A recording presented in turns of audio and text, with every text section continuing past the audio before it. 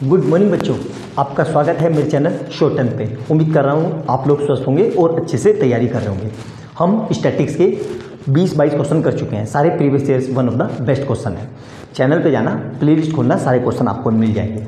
आज से हम प्रोबेबिलिटी स्टार्ट कर रहे हैं। 4 नंबर का फिक्स क्वेश्चन आता ही आता है और किस्मत अच्छी रही तो ज़्यादा नंबर का भी आ सकता है और केस बेस भी आ सकता है। तो मिनिमम ये 4 नंबर का आएगा ही आएगा। तो इसी को हम कंटिन्यू करते हुए प्रीवियस ईयर्स के one of the best question करेंगे, जो मुझे सबसे अच्छे लगेंगे और जो इस बार आ चुका हूँ मैं वही कराऊंगा। तो चलिए वीडियो को स्टार्ट करते हैं। 2018 में 4 नंबर का one of the best question. इस क्वेश्चन को मैंने इसलिए पिक किया। सबसे पहले इस क्वेश्चन में मैक्सिमम बच्चे गलती करेंगे। क्या कह रहा है? अ box contain card number from 1 to 20 और कार्ड इज ड्रॉन। एक बॉक्स है, उसके अंदर कार्ड है, कार्ड के अंदर नंबर लिखे हुए हैं। कौन से नंबर? 1 2 3 4 5 6 7 8 9 10 नंबर लिख लेना जरूर। मैं इसलिए बता रहा हूँ, देखो अभी बताऊँगा इसको। 13 14 15 16 17 18 19 20 ये 20 नंबर है, ठीक है। उसके अंदर से एक कार्ड ड्रॉन कर रहे हैं, तो हमें बताना है कि प्राइम नंबर होने की प्रोबेबिलिटी, ठीक है। तो सबसे पहला A part, prime number, probability of prime number, probability equal to, हम क्या जानते हैं? तो पहले फेवरेबल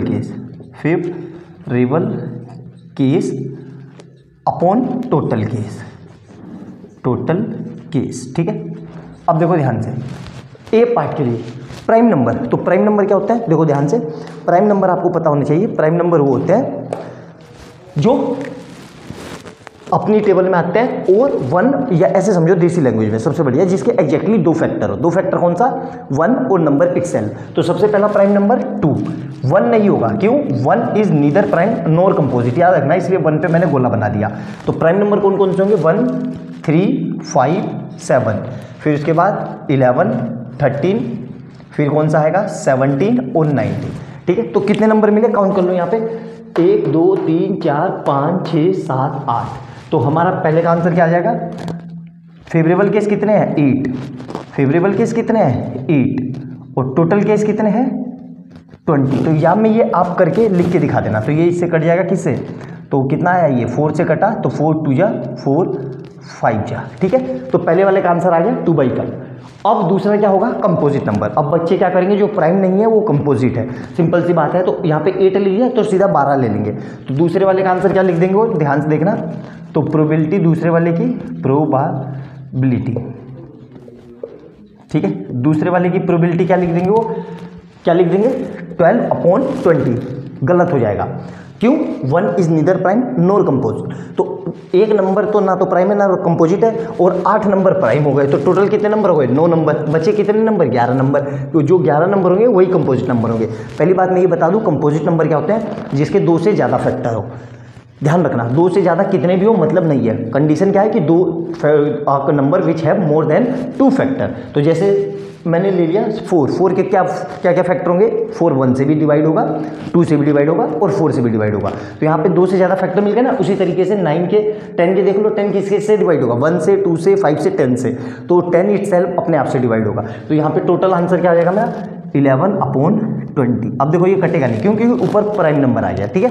प्राइम नंबर कहने का मतलब है ये 11 प्राइम नंबर है, लेकिन केस 11 है तो इसलिए ये प्राइम है।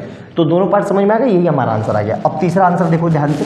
तीसरा क्या कह रहा है कि मल्टीपल ऑफ 3, सी पार्ट की। तो इसकी प्रोबेबिलिटी क्या होगी? प्रोबेबिलिटी सी पार्ट की प्रोबेबिलिटी इक्वल टू 3 के मल्टीपल। तो सिंपल सी बात है भाई, 3 के मल्टीपल कौन कौन से होंगे? देखो मैं गोला बना देता हूँ। 1 2 3 4 5 6।